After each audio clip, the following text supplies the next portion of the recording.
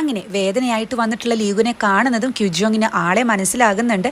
അപ്പോൾ ഇവളാണെങ്കിൽ അത്രയ്ക്ക് വേദനയൊന്നുമില്ല, pain killer തരാൻ പറ്റത്തില്ല എന്ന് പറയുമ്പോൾ 15 വർഷമായി ഞാൻ ഇങ്ങോട്ട് വരുന്നു, എനിക്ക് നല്ല വേദനയുണ്ട്, പെട്ടെന്ന് തന്നെ പെയിൻ കില്ലർ തരണം എന്നൊക്കെ പറയുന്ന ടൈമിൽ ഇവളാണെങ്കിൽ നേഴ്സിനോട് പറയുന്നുണ്ട്, ഒരു ചുറ്റിക എടുത്തിട്ട് ഞാൻ നിന്റെ കയ്യിലങ്ങ് അടിക്കാം, എന്നിട്ട് പെയിൻ കില്ലർ തരാൻ പറ്റും, അല്ലാതെ ഈ അവസ്ഥയിൽ എനിക്ക് തരാൻ പറ്റില്ല എന്ന് പറയുമ്പോൾ ഒരു ന്യൂറോ സർജനെ വിളിച്ചു കൊണ്ടുവരാനൊക്കെ ഇവൻ അവിടെ പറയുന്നുണ്ട് കേട്ടോ. അപ്പോൾ ഇവളാണെങ്കിൽ ഇവൻ്റെ ഫയലൊക്കെ പരിശോധിക്കുന്നതും ഇങ്ങനെ ഇടയ്ക്കിടയ്ക്ക് പെയിൻ ഉണ്ടെന്ന് പറഞ്ഞിട്ട് വന്നാൽ പോരാ, കറക്റ്റായിട്ട് ട്രീറ്റ്മെൻറ്റ് എടുക്കാത്തത് കൊണ്ടാണ് നിങ്ങൾക്ക് ഈ പ്രശ്നം വരുന്നത്, നിങ്ങൾ നല്ലൊരു ന്യൂറോ സർജനൊക്കെ കാണിക്കണം എന്ന് പറയുന്ന സമയത്ത് ഇവനാണെങ്കിൽ എനിക്കൊരു സൈക്കാട്രിക് ഡോക്ടറുടെ ആവശ്യമില്ല എന്ന് പറഞ്ഞ് അവിടെ ദേഷ്യപ്പെടുന്നുണ്ട് കേട്ടോ. ഇവളാണെങ്കിലോ നിങ്ങൾക്ക് വേദനയില്ല, ഇതൊരു ഫേക്ക് ആയിട്ടുള്ള വേദനയാണെന്നൊക്കെ അവിടെ പറയുന്നതും ഇവൻ ദേഷ്യത്തിൽ അവിടെ നിന്ന് എണീറ്റ് പോകാനാണ് ശ്രമിക്കുന്നത്. അപ്പം നിങ്ങൾക്ക് ട്രീറ്റ്മെൻറ്റ് വേണ്ടതെന്ന് ചോദിക്കുമ്പോൾ നീ നല്ലൊരു ഡോക്ടറാണ്, എൻ്റെ വേദന തന്നെ പോയി എന്ന് ദേഷ്യത്തിൽ പറഞ്ഞ് അവിടെ നിന്നും പോകുന്ന ടൈമിൽ ഇവൾ അവിടെ ചോദിക്കുന്നുണ്ട്, നീ നിൻ്റെ ഫസ്റ്റ് ലവിനെ മീറ്റ് ചെയ്തു എന്ന്. അതായത് ഇവൻ ഫസ്റ്റ് ലവിനെ മീറ്റ് ചെയ്യാൻ പോവുകയാണെന്ന് പ്ലെയിനിൽ വെച്ച് പറഞ്ഞത് ഇവൾ കേട്ടിട്ടുണ്ടായിരുന്നു, അതാണ് ചോദിക്കുന്നത്. അപ്പോൾ ലീഗുനാണെങ്കിൽ ഒന്നും പറയാതെ ആകുമ്പോൾ ഇവളവിടെ പറയുന്നുണ്ട്, തനിക്ക് എന്തോ ഒരു ട്രോമ സംഭവിച്ചിട്ടുണ്ട്, അതുകൊണ്ടാണ് തനിക്ക് തൻ്റെ ഫസ്റ്റ് ലവിനൊരു പേടിയില്ലാതെ മീറ്റ് ചെയ്യാൻ പറ്റാത്തത്, അതാദ്യം ഓവർകം ചെയ്യാണ് വേണ്ടത്, തൻ്റെ ഗുഡ് മെമ്മറീസ് ഒക്കെ ബാഡ് മെമ്മറീസിൻ്റെ അടിയിൽ പെട്ടുപോയി എന്ന് പറയുന്ന ഇവളോട് ഞാൻ അവളെ മീറ്റ് ചെയ്ത് കഴിഞ്ഞാൽ ഗുഡ് മെമ്മറീസിന് പകരം ബാഡ് മെമ്മറീസ് ഉണ്ടാകുന്നതെങ്കിലും അങ്ങനെ സംഭവിക്കില്ല എന്ന് തനിക്ക് ഉറപ്പ് പറയാൻ പറ്റുമെന്ന് ചോദിച്ചിട്ടാണ് കേട്ടോ ഇവൻ അവിടെ നിന്നും പോകുന്നത്. ഈ ടൈമിലാണ് ഇവൾ ശരിക്കും ഇവൻ്റെ പേര് ശ്രദ്ധിക്കുന്നതും താൻ ലഗേജ് മാറാനുള്ള ആള് ഇവനാണെന്ന് അപ്പോഴാണ് ഇവൾക്ക് കത്തുന്നത്. നെക്സ്റ്റ് സീനിൽ ബാറിൽ വെച്ചിട്ട് ലീഗുൻ ബാങ്കൂക്കിനെ മീറ്റ് ചെയ്യുന്നതും നീ ആ റിയൂണിന് വരുന്നില്ല എന്ന് ഉറപ്പിച്ചു എന്ന് ചോദിക്കുമ്പോൾ എനിക്കതിന് കഴിയുന്നില്ലെന്ന് പറയുന്ന ഫ്രണ്ടിനോട് ഇവൻ മാക്സിമം വരാനൊക്കെ പറയുന്നുണ്ട് കേട്ടോ. നിന്റെ ഫസ്റ്റ് ലവിനെ നിനക്ക് കണ്ടുപിടിക്കേണ്ടേ, ഒന്നാമത് നമ്മൾ പഠിച്ചത് ഒരു ഓളാങ്കേറ മൂലയിലാണ്, അവിടെ ഈ സ്കൂൾ മാത്രമേ ഉള്ളൂ, ഈ പെൺകുട്ടിയെ പറ്റി നമുക്ക് അവരോടൊക്കെ ചോദിക്കാലോ, നിനക്ക് ഈ പെൺകുട്ടിയെ പറ്റി ആ പരിസരത്തൊക്കെ ഒന്ന് അന്വേഷിക്കാമായിരുന്നില്ലേ എന്നൊക്കെ ഫ്രണ്ട് ചോദിക്കുന്നതും എന്നെ പോലുള്ള ഒരാളെനൊക്കെ ആ പെൺകുട്ടിക്ക് ഇഷ്ടമാകുമോ എന്ന് ഇവൻ ചോദിക്കുന്ന ടൈമിൽ എടാ നീ ആദ്യം ഒന്ന് പറഞ്ഞു നോക്ക്, എന്നിട്ടല്ലേ അതൊക്കെ തീരുമാനിക്കാൻ പറ്റത്തുള്ളൂ, നീ ഇങ്ങനെയായിപ്പോ എന്താ ചെയ്യാന്നൊക്കെ പറയുന്ന ഫ്രണ്ടിനോട് എനിക്ക് വേണ്ടി നീ ആ റിയൂണിയന് പോകണം, എന്നിട്ട് അവളെ പറ്റി അന്വേഷിക്കണം എന്നൊക്കെയാണ് ഇവൻ പറയുന്നത്. ഇതേ ടൈമിൽ ക്യുജോങ് ആണെങ്കിൽ ഇവന് വോയിസ് മെയിൽ അയക്കുന്നുണ്ട്, അതായത് എൻ്റെ ലഗേജ് നിങ്ങളായിട്ടാണ് മാറിയിട്ടുള്ളത്, അപ്പോൾ നിങ്ങൾ നേരത്തെ വന്ന സമയത്ത് ഞാൻ ഇത്തിരി ദേഷ്യത്തിലൊക്കെ പെരുമാറി, നിങ്ങളുടെ ട്രോമ എന്താണെന്നൊന്നും എനിക്ക് അറിയത്തില്ല, നിങ്ങളുടെ വേദന എന്താണെന്നും അതൊക്കെ മനസ്സിലാക്കി ഞാൻ പെരുമാറണമായിരുന്നു, പക്ഷേ അങ്ങനെ ചെയ്യാതിരുന്നത് എൻ്റെ തെറ്റാണെന്നൊക്കെ പറഞ്ഞ് ഇവള് നൈസായിട്ടാണ് കേട്ടോ വോയിസ് മെയിൽ അയക്കുന്നത്. ഇത് ഇവൻ കേൾക്കുന്നതുമാണ് പിന്നീട് കാണിക്കുന്നത്. അങ്ങനെ ഇവള് ഈ മൗസിനെ ചെക്ക് ചെയ്യുന്ന ടൈമിൽ ഇവൻ്റെ മെസ്സേജ് വരുന്നുണ്ട്, നാളെ രാവിലെ ഹോസ്പിറ്റലിൽ വെച്ചിട്ട് ബാഗ് തരാമെന്ന് പറഞ്ഞിട്ട്. അപ്പോൾ ഇത് കാണുമ്പോൾ ഇവൾക്ക് സന്തോഷമൊക്കെ വരുന്നുണ്ട്.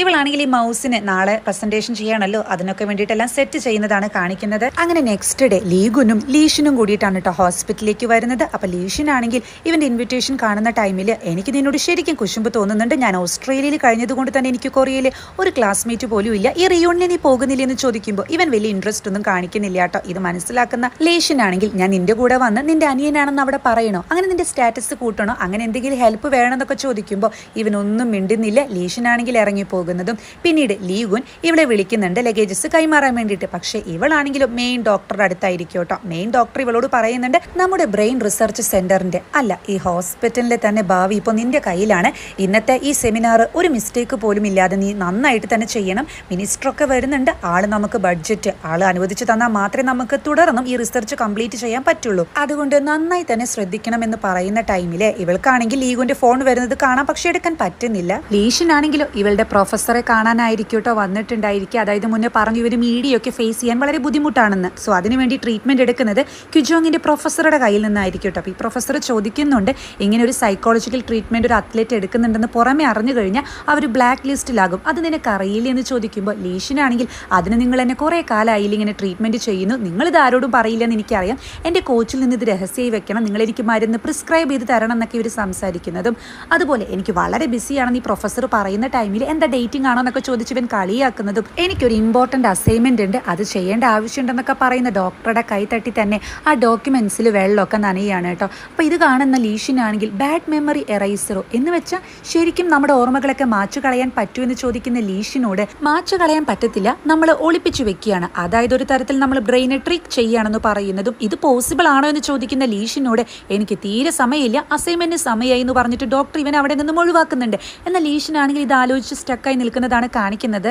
ഇതേ ടൈമിൽ ക്യുജോങ് ആണെങ്കിൽ ഇവർ മെസ്സേജ് അയക്കുന്നുണ്ട് മെയിൻ എൻട്രൻസിലേക്ക് വരാൻ പറഞ്ഞിട്ട്. അതേ ടൈമിൽ തന്നെ പ്രൊഫസർ വിളിക്കുമ്പോൾ 10 മിനിറ്റിനുള്ളിൽ സെമിനാർ അവതരിപ്പിക്കാൻ ഞാൻ എത്താന്ന് ഇവളോട് പറയുന്നുണ്ട്. ഇതേ ടൈമിൽ ഇവളുടെ കൊളീഗ്സ് ആണെങ്കിൽ ആ എലിയെ സൂക്ഷിച്ചിട്ട് വേറൊരു ബോക്സിലാക്കിയിട്ട് അവിടെ നിന്നും പോകുന്നതും കാണിക്കുന്നുണ്ട് കേട്ടോ. സെമിനാർ ഹാളിലേക്ക് എല്ലാവരും റെഡി ആയിട്ട് വരുന്നതും ഈ ഡോക്ടേഴ്സ് ആണെങ്കിൽ വരുന്ന ടൈമിൽ ക്യുജോങ് ഇവരുടെ പേര് വിളിക്കുന്നതും പെട്ടെന്ന് ആ ശബ്ദം കേട്ട് ഞെട്ടിയിട്ട് ഇവരുടെ കയ്യിലുള്ള ആ എലിയുടെ ബോക്സ് അങ്ങ് വീണു പോകുന്നുണ്ട്. ഇവളാണെങ്കിൽ അതെങ്ങനെയൊക്കെ ചാടി പിടിച്ച് സമാധാനമായി ഇരിക്കുമ്പോൾ ഇതിൻ്റെ ഉള്ളിൽ എലീനെ കാണാനില്ല എന്ന് നാമ പറയുന്നതും ഇവളാണെങ്കിൽ ഒരു ഇഞ്ച് പോലും ആരും അനങ്ങി പോകരുതെന്ന് പറയുന്നുണ്ട് കേട്ടോ. അതിനുശേഷം ഇവൾ ആ ഹോസ്പിറ്റലിൽ കൂടെ ഈ എലിയുടെ പിന്നാലെ ഓടുന്നതാണ് കാണിക്കുന്നത്. അങ്ങനെ അവസാനം മെയിൻ ഡോറിന്റെ അവിടെ എത്തുമ്പോൾ എലി നിൽക്കുന്നുണ്ട് കേട്ടോ. അപ്പോൾ ഇവളാണെങ്കിൽ ഫുഡൊക്കെ ഇട്ട് കൊടുത്തിട്ട് എങ്ങോട്ടും പോകരുത്, ഇത് കഴിക്കൂ പ്ലീസ്, ഞാൻ 100 ദിവസം നിന്റെ കൂടെ ഉണ്ടായിരുന്നില്ലേ, ഈ ഒരൊറ്റ ദിവസം അത് കഴിഞ്ഞാൽ ഞാൻ നിന്നെ പറഞ്ഞയക്കാന്നൊക്കെ പറഞ്ഞ് ഇവളും ഇവളുടെ കൊളീഗ്സ് ഒക്കെ കൂടിയിട്ട് നൈസായിട്ടൊന്ന് മെരുക്കിയെടുക്കുന്നതും ഇതെല്ലാം ലീഷൻ കാണുന്നുണ്ട് കേട്ടോ.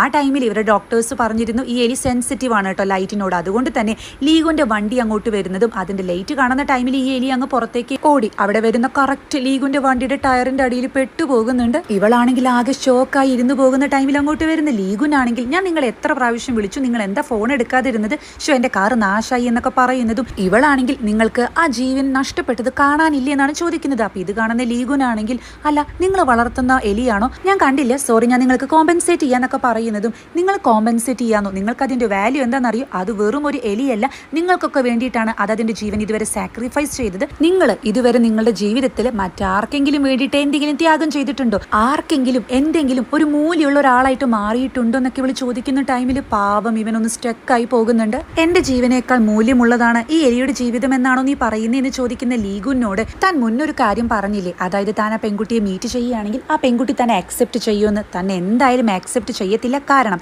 തനിക്ക് ഇപ്പോഴും ഇൻഫീരിയോറിറ്റി കോംപ്ലക്സ് ഉണ്ട്, ഒരു കോൺഫിഡൻസ് ഇല്ലായ്മയുണ്ട്, അതുകൊണ്ടാണ് തനിക്ക് പണ്ടത്തെ ഓർമ്മകളിൽ നിന്ന് രക്ഷപ്പെടാൻ കഴിയാത്തത്, താൻ മരിക്കുന്നത് വരെ അങ്ങനെ തന്നെ ഉണ്ടാകുമെന്ന് പറഞ്ഞ് ഇവളെ അവിടെ നിന്നും പോകുന്ന ടൈമിൽ ഇവൻ ആകെ സ്റ്റക്കായി നിൽക്കുന്നതും ഇവന്റെ കണ്ണിന്ന് വെള്ളമൊക്കെ വരുന്നുണ്ട് കേട്ടോ. ലീഷനാണെങ്കിൽ ഇതൊക്കെ നോക്കി നിൽക്കുന്നതുമാണ് കാണിക്കുന്നത്. പിന്നീട് റിസർച്ച് ഹാളിലാണെങ്കിൽ ഇതൊന്നും അറിയാത്ത ഇവരുടെ മെയിൻ ഡോക്ടർ ലീഷൻ എവിടെയെന്ന് ചോദിക്കുമ്പോൾ ഇവരുടെ പ്രൊഫസർ ആണെങ്കിൽ കാര്യങ്ങളൊക്കെ വിശദീകരിക്കാൻ തുടങ്ങുമ്പോഴാണ് ഇവൾ ആ ചത്ത എലിയുമായിട്ട് അങ്ങോട്ട് വരുന്നതും. സബ്ജക്റ്റ് 107, അതായത് ഇവൾ ആ മൗസിനിട്ടിരിക്കുന്ന പേരാണ് കേട്ടോ സബ്ജക്റ്റ് 107 എന്നുള്ളത്.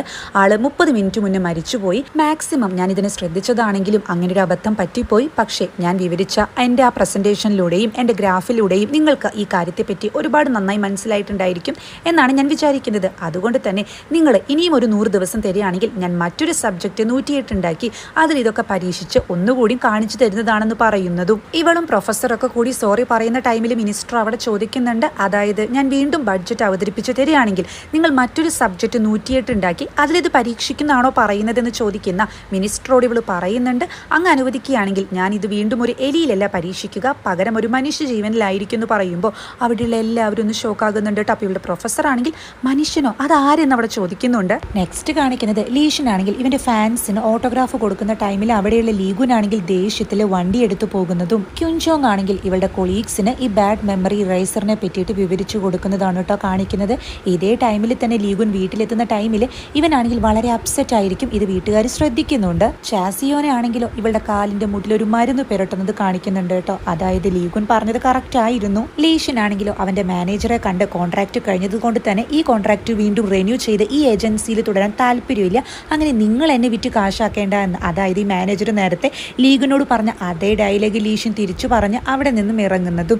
ഇതേ ടൈമിൽ ക്യുൻചോങ് ആണെങ്കിൽ ഇവളുടെ പ്രസന്റേഷനൊക്കെ കഴിഞ്ഞ് റിസൾട്ടിന് വേണ്ടി പുറത്ത് വെയിറ്റ് ചെയ്യുന്ന ടൈമിലാണ് ഡോർ ഓപ്പൺ ആകുന്നതും ഇതേ ടൈമിൽ ലീഗുൻ വെള്ളത്തിൽ വീഴുന്നതുമാണ് കാണിക്കുന്നത്. പ്രൊഫസർ ആണെങ്കിൽ പിന്നീട് ക്യുൻചോങ്ങിനോട് എന്തോ സംസാരിക്കുന്നതും ആ ടൈമിലാണ് ലീഗുനെ സ്ട്രക്ചറിലെ ഹോസ്പിറ്റലിലേക്ക് കൊണ്ടുവരുന്നത്.